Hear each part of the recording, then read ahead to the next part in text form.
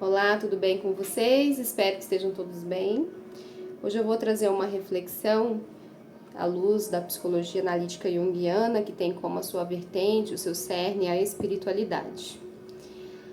Quando a gente nasce, a gente já vai aprendendo padrões comportamentais com as pessoas que nos rodeiam.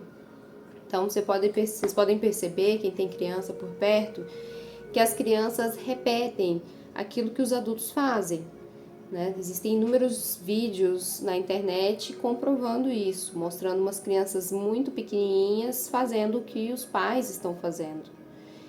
E aí a gente vai adquirindo dessa maneira o nosso primeiro repertório comportamental. Então, as nossas reações frente às situações da vida, elas vão sendo construídas. Primeiro ali nessa primeira infância, e a gente vai crescendo e vai fortalecendo esses comportamentos.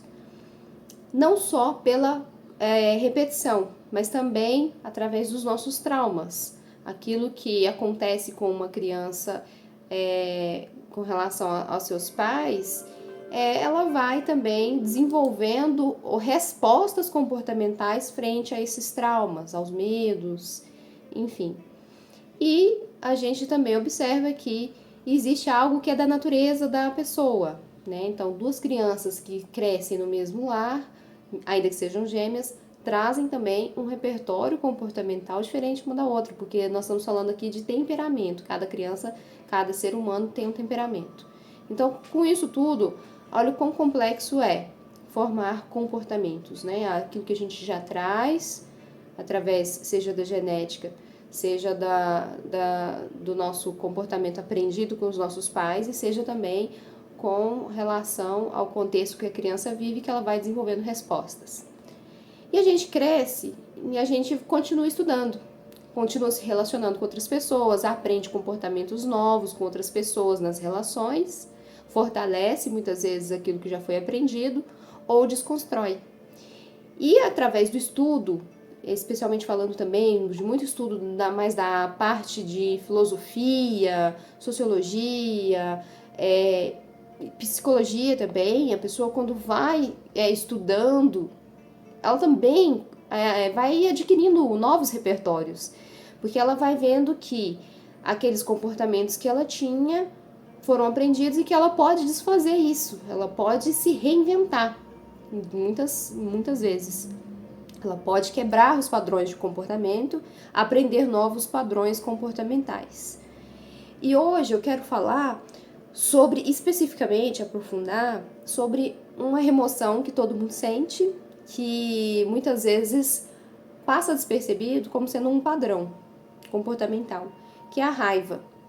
Então, por exemplo, uma pessoa que é muito metódica, que tem assim níveis altíssimos de estresse quando sai da rotina. Isso é muito comum em pessoas autistas, e o que eu posso falar com conhecimento de causa, tá, gente? Eu não tô falando apontando dedo pra ninguém, tô falando antes de mais nada de mim mesma.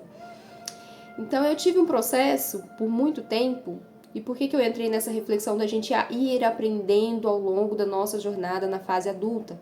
Eu passei muitos anos estudando um tipo de espiritualidade em que era ensinado que a gente tinha que eliminar de dentro da gente reações egóicas.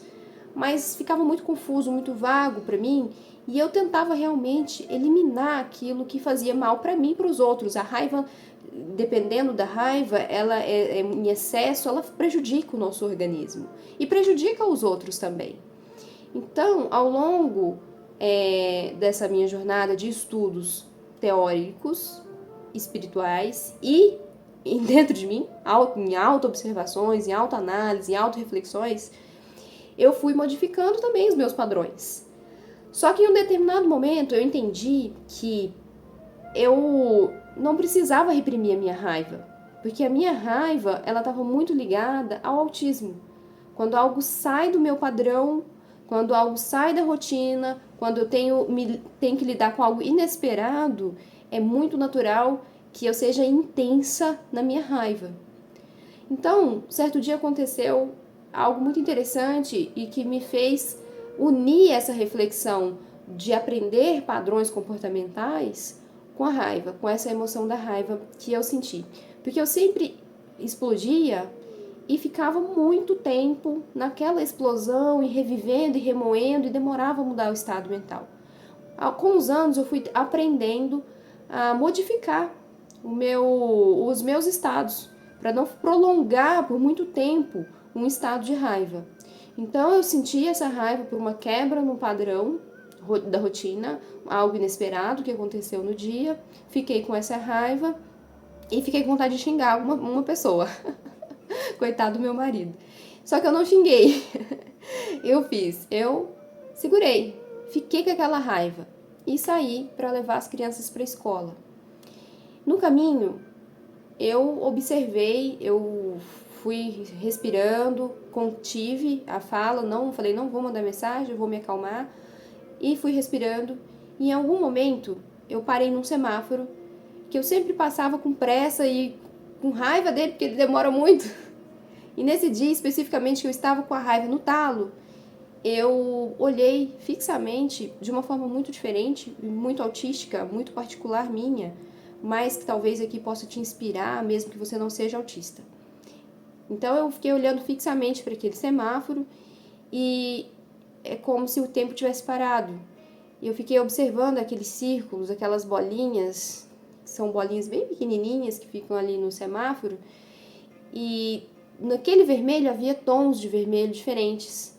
E havia um tom mais escuro em formato de cruz. Eu passo ali todos os dias, de segunda a sexta, e eu nunca tinha visto que ali existia um padrão de cruz. Eu nunca tinha parado para observar dessa forma tão profunda aquele sinal. E o tempo parou, e eu fiquei observando aquilo e eu comecei a chorar, porque eu consegui sentir pela primeira vez, eu acredito, nesses um ano já sabendo do meu quadro autista, que eu pude sentir aceitação e amor pelo fato de eu ser autista, porque foi o meu autismo que me conectou com os detalhes daquele semáforo. E nesse determinado momento acontece isso comigo, essas epifanias em outros momentos, mas naquele semáforo especificamente que eu passo todos os dias, eu nunca tinha tido aquela conexão com aquelas cores, com aquele formato, com aquela luz dessa forma tão particular e tão minimalista, então focada. E aí eu senti um amor por mim mesma e acolhi a minha raiva e acolhi esse amor nessa integração. Isso que o Jung traz pra gente, que é o processo da individuação. Eu não estou pronta totalmente, eu tenho uma grande caminhada pela frente, eu sou jovem e eu entendo que eu ainda tenho muito para aprender. Mas eu quis trazer esse exemplo porque já fazem 15 anos que eu trabalho sobre a minha raiva. 15 anos que eu passei por diversas etapas. Uma das etapas foi tentando não expressar a raiva, recolhendo muito, de forma muito rígida. Já passei por etapas em que eu negava, em que eu não queria ser daquele jeito de forma alguma. E só agora, depois de 15 anos, nessa busca espiritual, busca pela integração comigo mesma, eu pude entender, compreender que é uma integração, que a gente não precisa rejeitar e não precisa reafirmar. A gente só precisa ser, sentir, se permitir, mas também nesse fluxo de entender que a gente não deve se ferir e nem ferir os outros. E nesse processo, que eu acho que é o fundamental mais importante de tudo isso, de todo esse processo, né, dessa integração, de conhecer as sombras, de conhecer aquilo que a gente quer rejeitar, de conhecer e aceitar e abraçar e amar nossas partes que nós rejeitamos, que foi a raiva, que para mim durante muitos anos foi embate para mim, porque eu lutava contra, eu não queria ser assim, eu queria ser só amorosa, eu não queria expressar minha raiva, eu não queria ser assim. Então eu integrei isso, eu aprendi a amar, a aceitar, a perceber que a minha condição de autista, ela me traz essa natureza por si só. E eu tenho características de personalidade que é mais reativa, que é mais da raiva. Só que eu aprendi nesses anos todos também que eu não preciso machucar nem a mim mesma nem a ninguém. E que eu posso sim respirar. Que eu posso sim me dar o direito de sentir essa raiva sem me machucar e sem machucar as pessoas. E observar de forma profunda o que eu posso fazer para dar uma próxima vez eu evitar esse estresse. Nem sempre eu vou conseguir evitar, porque imprevistos sempre vão acontecer na nossa existência. Então, a minha rigidez cognitiva, eu preciso flexibilizá-la, porque eu tenho que entender que, em muitos momentos, eu não vou conseguir controlar. E a maioria deles. Então, voltando para o ponto mais importante que eu queria dizer, que eu não falei ainda, foi parecer que eu falei, mas eu não falei ainda, é justamente o fato de a gente se abrir, se permitir sentir, integrar e fazer essas pausas. E saber que a vida é uma caminhada, é um processo. A gente não pode nem ser permissivo demais com a gente mesmo, ou seja, eu sou assim mesmo, nunca vou mudar. Aquela pessoa firme e decidida que nunca vai se mudar. Tudo bem, se você quer ser assim, saiba que você vai aprender menos do que uma pessoa que vai desenvolver menos sabedoria do que uma pessoa que está aberta a transformar-se, a sair de uma lagarta para virar uma borboleta. Seu processo pode demorar muito mais para acontecer isso. Nem ser permissivo demais consigo mesmo e nem punitivo demais. Eu já fui esse outro extremo durante 15 anos da minha vida.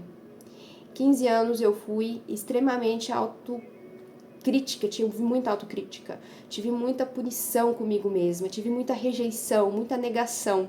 E isso também atrasou o meu processo de aprendizagem, de poder sentir diferente, como hoje.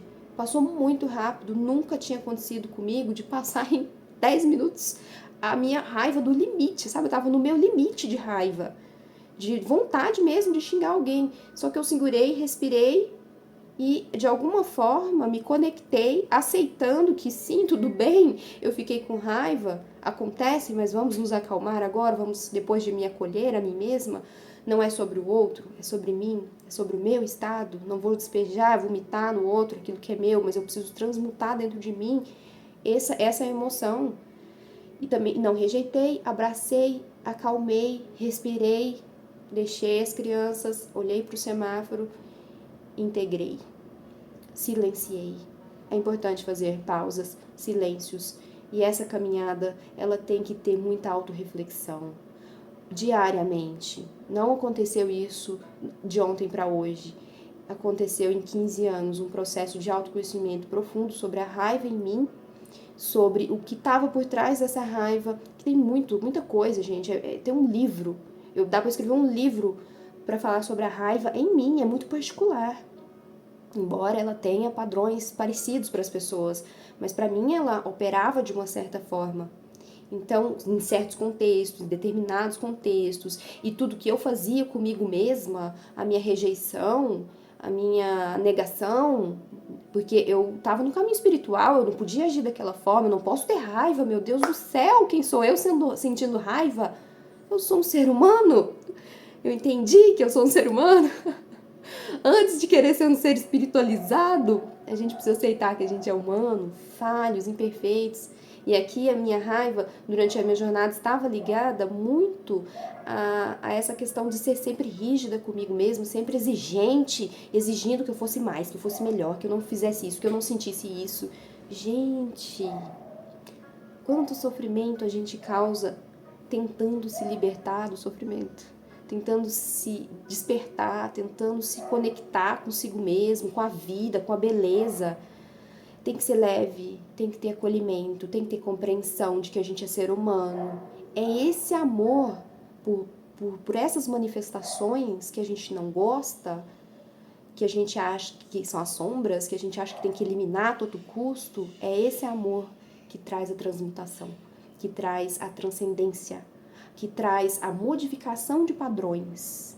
Tudo bem, vocês podem encontrar inúmeras outras abordagens. A TCC é linda, maravilhosa e traz um olhar diferente. A Gestalt provavelmente vai trazer outras. Essa é a minha experiência. Mas a minha experiência pode conectar com você. E pode ser a forma como você vai lidar melhor com a sua raiva, com a sua frustração. Vai ter um olhar diferente para si mesmo. Tem pessoas e pessoas. Nós somos todos diferentes. Mas podemos construir a nossa própria maneira de servir à espiritualidade, independente de crença religiosa. Porque a espiritualidade, como eu já disse em outros vídeos, ela diz respeito a experiências do espírito. Experiências da psique, não quer falar espírito, fala experiência da psique, experiência de uma alma, experiência de um ser humano que está aqui sendo animado, esse boneco aqui de a carne e osso está sendo animado por alguma coisa, porque eu tenho uma constituição particular que é só minha. Então isso é alma, espírito, seja lá o nome que você quiser dar, não importa a denominação. Aqui o que eu estou querendo dizer é mais profundo.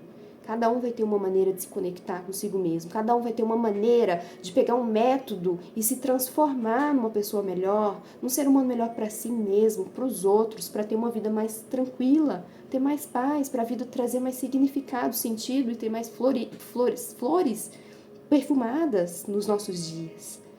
Eu espero que eu tenha conseguido tocar a tua alma para te abrir a compreensão que existem modos muito diferentes, mas com todos os modos e métodos, a gente precisa se abrir para a aceitação, para o acolhimento. Mesmo uma vertente totalmente oposta, diferente da minha, mais materialista, mais comportamental, vai precisar, eles também vão falar do amor, eles também vão falar da ternura consigo mesmo, de um olhar diferente, porque através disso, dessa sensibilidade que a gente vai tendo com a gente mesmo, com os outros, a gente vai se modificando.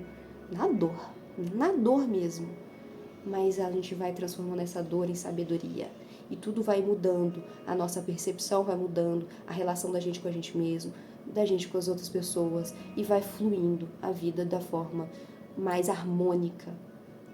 Eu espero realmente que tenha ajudado. Um abraço e até a próxima.